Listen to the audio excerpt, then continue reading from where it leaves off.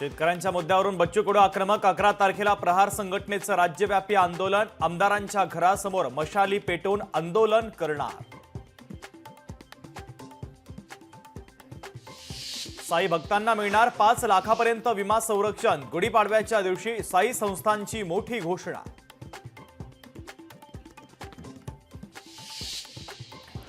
भुसावळ आणि जळगावमध्ये ठाकरेंच्या शिवसेनेला खिंडार प्रमुख पदाधिकाऱ्यांचा मंत्री गुलाबराव पाटलांच्या उपस्थितीमध्ये शिवसेनेत पक्षप्रवेश। वैद्यकीय शिक्षण मंत्री हसन मुश्रीफांनी कोल्हापूरमधील घरासमोर उभारली गुढी। यावेळेस मुश्रीफांनी सर्वांना पाडव्याच्या दिल्या शुभेच्छा। चंद्रपूरमध्ये 3 एप्रिलपासून देवी महाकालीची यात्रा। यात्रेसाठी 4 राज्यातून भाविक दाखल। भाविकांसाठी मोठ्या सुविधांची उभारणी।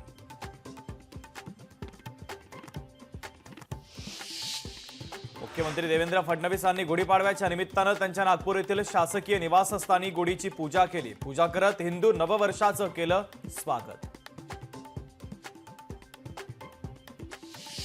सातपुडा निवासिनी श्री मनुदेवी मंदिरामध्ये चैत्र नवरात्रोत्सवाला प्रारंभ। मनुदेवी मंदिरात करण्यात आली घटस्थापना।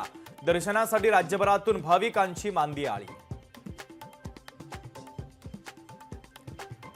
म्यानमारमधील भूकंपबळींची संख्या वाढली। भूकंपामध्ये 1644 पेक्षा अधिक लोकांचा मृत्यू। भारतासह जगभरातून म्यानमारला मदत।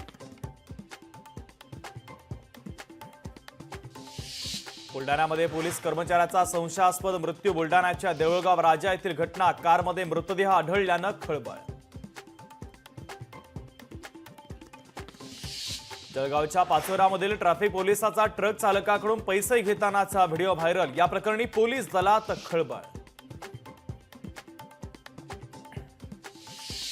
ओडिशातील नेरगुंडी स्टेशनजवळ Bengaluru Kamakhya AC superfast express रुळावरून घसरली। एक्सप्रेसचे एकूण 11 डबे घसरले। सुदैवानं कोणतीही जीवितहानी नाही।